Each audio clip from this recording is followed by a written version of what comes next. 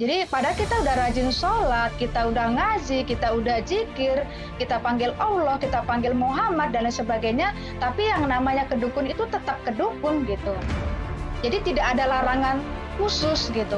La ilaha illallah Muhammadun Rasulullah alaihi salatullah wa alihi wal ahibba.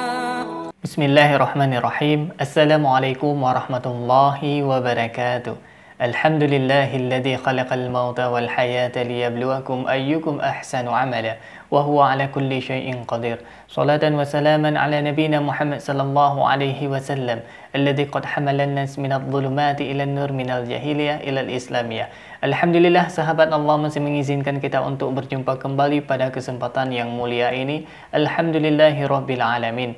Tidak bosan-bosannya saya ingatkan kepada para sahabat untuk menonton video ini sampai dengan tuntas, sahabat, karena konten kita kerap kali membicarakan mengenai akidah dan perbandingan agama. Seandainya para sahabat menonton sepenggal-penggal, saya khawatir terjadi kesalahpahaman di kalangan sahabat. Baik sahabat, terus dukung channel dakwah ini dengan cara klik tombol subscribe, like, komen, dan share, sahabat. Dengan cara mensubscribe, dengan cara like, dengan cara men-share, sahabat sudah ambil bagian dalam membentengi umat dari pemurtadan. Semoga Allah membalas kebaikan sahabat bagi yang sudah subscribe dengan balasan kebaikan berlipat ganda. Amin ya rabbal alamin. Baik sahabat, konten kita kali ini, sahabat, kita akan meluruskan salah seorang sahabat, Ibu Murtadin, yang mengatakan bahwasanya dalam Islam itu tidak ada larangan khusus pergi ke dukun. Wow, Masya Allah sahabat, ini gokil ini sahabat ya. Ini sangat luar biasa sahabat. Yang anehnya lagi sahabat, si Ibu Murtadin ini mengatakan dia pinter ngaji, dia pinter sholat, dia pinter fikih sahabat. Tapi dia mengatakan tidak ada larangan dalam Islam untuk pergi ke orang pintar atau dukun, sahabat. Naudzubillah summa naudzubillah. Sungguh ini merupakan kecacatan berpikir atau kesalahpahaman dalam memaknai agama Islam, sahabat. Baik sahabat, tidak perlu berlama-lama sahabat, langsung saja kita lihat cuplikan kesaksian dari si Ibu Murtadin ini, kemudian baru kita komentari lebih jauh dan meluruskan kesalahan-kesalahan pemikiran dari si Ibu Murtadin ini. Baik sahabat, ini dia cuplikan video yang sahabat.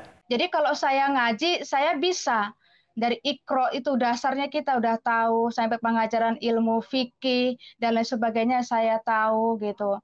Bahkan baca Al-Quran juga saya pinter, sholat juga saya rajin begitu. Baik sahabat, kita sudah melihat sekilas sahabat dari pernyataan si ibu ini. Dia pinter ngaji, dia bisa ngaji, dia paham fikih, dia ya pinter lah, agamanya bagus lah, top lah sahabat, agamanya sahabat. Baik sahabat, apakah pernyataan yang ibu ini ucapkan itu sesuai dengan pemahamannya? Baik sahabat, kita akan lanjutkan videonya sahabat dan kita akan melihat pemahaman si ibu ini. Ini dia sahabat. Ya, abang saya mengingatkan untuk sholat, ngaji, bahkan di setiap puasa, saudaraku terkasih, kita itu nggak pernah tidur di rumah gitu. Kita selalu tidur di masjid ataupun di musola, karena kita sebagai orang Islam, kita punya tanggung jawab untuk membaca Al-Quran itulah melalui tadarus. Jadi selama 1 bulan itu kita tidak tidur di rumah, kita tidur di masjid gitu. Mau dinginnya bagaimana, bahkan kita sahur punya pun dengan nasi yang dingin, ikan yang dingin, tapi itulah kita sukacita karena itu adalah hari kebesaran kita sebagai orang Muslim, saudaraku terkasih. Jadi akhirnya kita jalani seperti itu. Bahkan saya sampai ingat itu, kalau mulai tadarus itu, kalau dari mulai juz 1 sampai juz 30, kalau udah selesai, itu selalu ada kata seperti sholawat, yang bunyinya seperti ini. Juz fasayat akul lama akul laun. Juz fasayat akul lama akul laun. Fawaidul amri taqabbalahu minkum minal wa minkum taqabbal ya karim, dan lainnya saudaraku terkasih. Tapi jujur, sekalipun saya pinter dengan hal seperti itu, kalau ditanya apa itu artinya, saya tidak tahu. Baik sahabat, kita sudah melihat kesaksian dari si Ibu Murtadin ini. Dia mengatakan bahwasanya pada saat bulan Ramadan sahabat, dia tidak tidur di rumah sahabat selama sebulan penuh. Dia tidur di masjid sahabat untuk fungsinya tadarus sahabat. Ini adalah suatu hal yang sangat janggal sahabat. Karena sahabat, tadarus itu hanya diperuntukkan bagi kalangan cowok sahabat, bagi kalangan laki-laki yang membaca Al-Quran sahabat. Tapi lebih tepatnya tadarus itu sahabat bukan membaca Al-Quran. Kalau misalkan istilah membaca Al-Quran itu dinamakan dengan tilawatil Quran. Sedangkan tadarus itu berasal dari bahasa Arab yaitu darasa yudarisu tadris. Artinya belajar sahabat. Jadi memperbaiki bacaan, memperbaiki tajwid, memperbaiki irama itu merupakan tadarus. Sedangkan yang kebiasaan umat Islam lakukan khususnya di Aceh dan di Indonesia itu mereka tilawatil Quran dalam bulan suci Ramadan. Dan kegiatan itu dikenal Qiyamul Lail, mendirikan malam sahabat. Yaitu mendirikan malam itu beribadah di malam hari, bisa dengan sholat, bisa dengan baca Al-Quran sahabat. Poin yang ingin saya tegaskan sahabat, si ibu ini kan wanita. Jadi dalam sebulan itu pasti ada masa datang bulan atau haid sahabat. Itu masa datang bulan, masa yang tidak suci bagi seorang wanita sahabat. Jadi bagaimana mungkin si ibu ini bisa masuk ke dalam masjid sedangkan dia dalam keadaan datang bulan? Dalam sebulan itu pasti seorang wanita akan datang bulan sahabat. Ini adalah suatu keanehan yang memang tidak masuk di akal sahabat. Dan saya pribadi sahabat, selama saya hidup tidak pernah mendengar sekalipun perempuan yang membaca Al-Quran pada malam Ramadan itu di masjid sahabat. Itu saya tidak pernah mendengar sahabat, karena khususnya di Aceh itu yang saya dengar selalu pasti cowok atau laki-laki yang membaca Al-Quran di malam hari sahabat.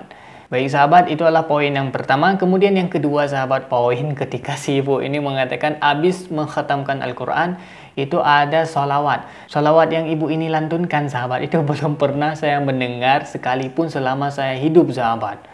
Ini selawat dari mana dan di mana ibu ini belajar sahabat? Sama saya nggak bisa sahabat. Misalkan para pembaca Al-Quran sudah selesai membaca Al-Quran pada malam tertentu misalkan sahabat, mereka memang membaca selawat sahabat. Contoh selawatnya seperti ini misalkan sahabat, Allahumma arhamna bil Quran waj'alhu lana imaman wa nuran wa hudan wa rahmah. Allahumma dzakkirna minhu ma nasina wa 'allimna minhu ma jahilna warzuqna tilawatahu dan seterusnya sahabat. Itu sampai dengan selesai sahabat. Itu yang sering saya dengar. Atau jenis selawat yang lain sahabat, sallallahu wasallam ala nabi sayyidina, dan seterusnya sahabat. Model-model seperti itu sahabat yang pernah saya dengarkan. Tapi jujur sahabat, khusus yang selawat ibu ini lantunkan itu saya tidak pernah mendengar sama sekali sahabat. Baik sahabat, ini kita akan lanjutkan sahabat supaya bisa kita komentari lebih jauh dan kita luruskan lebih jauh sahabat. Kita lanjutkan sahabat. Di usia saya remaja sekitar umur 16 kurang lebih, saya adalah tipe orang yang tidak percaya diri, saudaraku terkasih. Saya adalah orang yang tidak pede. Kenapa? Saya merasa minder. Saya melihat orang itu kenapa kok bisa cantik-cantik gitu. Kenapa saya tidak cantik? Jadi akhirnya saudaraku terkasih, pada saat itu saya sudah mulai belajar saya untuk mencari uang, udah ada penghasilan dengan kerja apa yang bisa saya kerjakan. Saya ajak teman saya itu pergi ke dukun. Karena pada saat itu saudaraku terkasih, sahabat, kalau zaman dulu itu ya di tempat agama kami, kalau dibilang pergi ke dukun itu musyrik katanya. Tapi kalau boleh jujur, pada umumnya, kalau kita di kampung atau dimanapun, kalau kita punya masalah, itu pasti ujungnya larinya ke dukun. Mungkin kita sakit yang mungkin agak sedikit aneh, perginya ke dukun. Atau mungkin barang, benda, sesuatu kita yang hilang, larinya ke dukun. Bahkan kita sakit gigi pun, larinya ke dukun. Jadi padahal kita udah rajin sholat, kita udah ngaji, kita udah zikir, kita panggil Allah, kita panggil Muhammad, dan lain sebagainya. Tapi yang namanya kedukun itu tetap kedukun gitu. Jadi tidak ada larangan khusus gitu. Baik sahabat, kita sudah dengarkan pernyataan dari si Ibu Murtadin ini yang mengatakan bahwasanya tidak ada larangan khusus bagi orang muslim, bagi orang Islam untuk pergi ke dukun, sahabat. Ini adalah suatu kecacatan pemahaman Al-Quran dan hadis, sahabat. Na'udzubillah summa na'udzubillah, sahabat. Baik sahabat, ini merupakan kontradiksi antara pernyataan si ibu. Yang pertama, dia mengatakan dia pinter ngaji, dia pinter ilmu agama, dia pinter ilmu fikih, sahabat. Tapi dia mengatakan tidak ada larangan khusus yang melarang umat Islam untuk pergi ke dukun. Ini na'udzubillah, sahabat. Baik sahabat, ini dengarkan, saya akan membacakan bahwasanya salah satu hadis Nabi Shallallahu Alaihi Wasallam yang sangat jelas, tidak perlu tafsiran, sangat jelas bahwasanya ini merupakan dalil pengharaman atau melarang kita pergi ke dukun, sahabat. Baik, dengarkan baik-baik. Hadis ini diriwayatkan oleh Imam Muslim, sahabat. Jadi ini dikutip dari Sahih Muslim yang berbunyi, man ata arrafan fasa'alahu an syai'in lam yuqbal lahu salatun arba'ina lailatan. Yang artinya sahabat, barang siapa mendatangi arraf. Arraf ini artinya orang pintar, sahabat, atau dukun, sahabat, atau peramal, sahabat, lalu bertanya kepadanya tentang sesuatu, tidak akan diterima darinya salat selama 40 hari, sahabat. Hadis riwayat Muslim, sahabat. Ini sangat jelas, sahabat, larangan untuk mendatangi dukun atau peramal, sahabat. Kemudian dalam hadis lain juga, sahabat, dengarkan baik-baik. Ini hadis yang diriwayatkan oleh Tirmizi, sahabat. Man ata haidan au imra'atan fi duburiha au kahinan faqad kafara bima unzila ala Muhammadin sallallahu alaihi wasallam. Yang artinya sahabat, barang siapa mendatangi, yaitu menggauli wanita haid, atau mendatangi atau menggauli wanita pada duburnya, atau mendatangi kahin. Kahin ini artinya dukun, maka dia telah kafir kepada Al-Quran yang telah diturunkan kepada Muhammad sallallahu alaihi wasallam. Hadis ini sangat jelas mengatakan bahwasanya telah kafir orang yang mendatangi kahin. Kahin ini artinya dukun, sahabat. Dari hadis ini tidak ada ulama yang berbeda pendapat. Semua ulama sepakat bahwasanya mendatangi dukun itu merupakan perbuatan yang haram. Baik sahabat, kita lanjutkan supaya kita lebih jelas mengklarifikasinya, sahabat. Kita lanjutkan. Jadi akhirnya suatu ketika saya ajak teman saya bilang sama teman saya, yuk antar saya yuk. Kemana? Kemana, Cik? Saya mau ke dukun. Ngapain? Saya mau minta ilmu lah, pengasih atau pelaris, biar aku percaya diri gitu. Jadi akhirnya saudaraku terkasih, sahabat, saya dengan teman saya itu pergi, kami berdua ke dukun. Di situ memang terkenal dukunnya, saudaraku terkasih. Jadi saya udah mempersiapkan itu 1 kilo gula putih dan kopi, dan 1 bungkus itu rokok gudang garam merah. Karena biasanya kalau di kampung saya, saudaraku terkasih, kalau orang pergi ke dukun itu selalu tidak pernah lupa 1 bungkus rokok gudang garam merah. Itu yang selalu diminta dukun. Jadi karena saya tahu dari orang-orang sekelilingnya, akhirnya saya pun yang masih usia remaja, saya pergi ke dukun, saudaraku terkasih, sahabat. Baik sahabat, kita sudah mendengarkan pernyataan dari si Ibu Murtadin ini. Dia mengajak kawannya untuk pergi ke dukun karena dia tidak percaya diri, sahabat, supaya dia mendapat kepercayaan diri. Na'udzubillah summa na'udzubillah, sahabat. Sahabat, dukun itu menggunakan jin untuk mengeluarkan fatwa-fatwanya, sahabat. Dan fatwanya itu tidak berarti 100% benar, sahabat. Karena masalah ilmu gaib itu tidak ada seorang pun yang memiliki ilmu gaib selain daripada Allah Subhanahu wa Ta'ala, sahabat. Baik sahabat, supaya lebih jelas, sahabat, saya akan membuka Al-Quran, yaitu surah Al-Jin.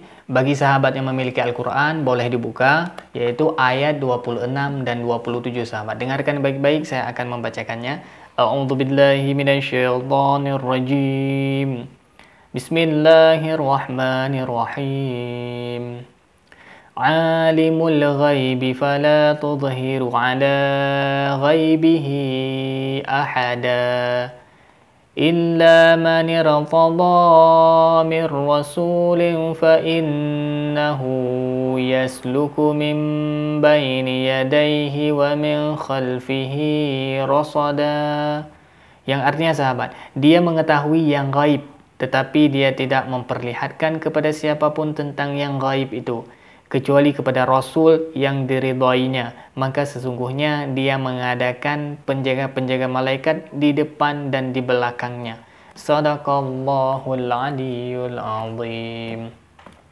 Baik sahabat, ini sangat jelas Allah sendiri yang mengatakan ilmu gaib itu hanya milik Allah. Jadi cuma para rasul sahabat yang memiliki ilmu gaib cuma sedikit, itu pun atas izin Allah sahabat. Sedangkan ilmu gaib seutuhnya itu hanya dimiliki oleh Allah Subhanahu wa taala. Tidak perlulah sahabat datang ke dukun untuk mencari jawaban sahabat. Cukup kita mencari jawaban dalam Al-Qur'an, semua permasalahan hidup sudah terjawab dalam Al-Qur'an, tinggal kita mengkajinya saja sahabat. Semua insya-Allah sahabat sudah ada dalam Al-Qur'an. Karena Al-Quran akan tetap eksis sampai hari kiamat sahabat. Wallahu a'lam bishawab. Demikian yang dapat saya sampaikan sahabat. Yang baik datangnya dari Allah Subhanahu wa taala, yang khilaf yang salah itu murni dari keterbatasan ilmu saya. Mohon diperbanyak maaf dan saya mohon ampun kepada Allah Subhanahu wa taala. Terus dukung channel dakwah ini dengan cara klik tombol subscribe, like, komen dan share sahabat. Dengan cara mensubscribe, dengan cara men-like, dengan cara men-share, dengan cara mengkomen, sahabat sudah ambil bagian dalam membentengi umat dari pemurtadan. Semoga Allah membalas kebaikan sahabat bagi yang sudah subscribe dengan balasan kebaikan berlipat ganda. Amin ya rabbal alamin. Terima kasih bagi yang sudah menonton. Hadanallah wa iyyakum ajma'in. Akhirul kalam. Wassalamualaikum warahmatullahi wabarakatuh. La ilaha illallah Muhammadun Rasulullah alaihi salatullah wa alihi wal ahibba